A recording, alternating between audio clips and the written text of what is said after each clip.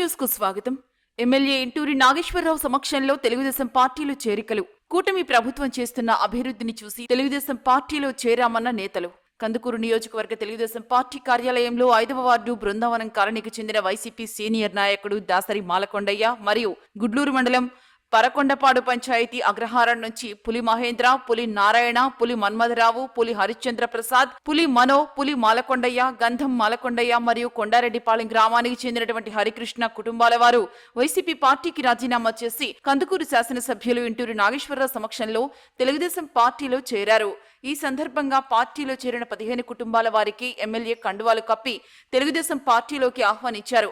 ఈ సందర్భంగా ఎమ్మెల్యే మాట్లాడుతూ పార్టీలో చేరిన వారికి సముచిత స్థానం ఉంటుందని, పాత కొత్త నాయకులందరూ కలిసి పార్టీ బలోపేతానికి కృషి చేయాలని సూచించారు.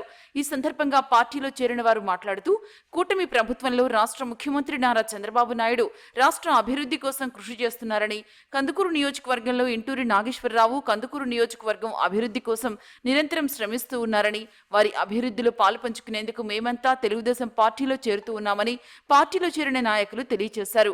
ఈ కార్యక్రమంలో పట్టణ పార్టీ అధ్యక్షుడు దామా మల్లేశ్వరరావు, తలతోటి మస్తాన్, చనమాల శ్రీధర్, పులి నాగరాజు, శ్యామ్, శ్రీను, ఏపూరి కృష్ణ, వడ్డెల రవిచంద్ర మరియు పార్టీ నాయకులు తదితరులు పాల్గొన్నారు.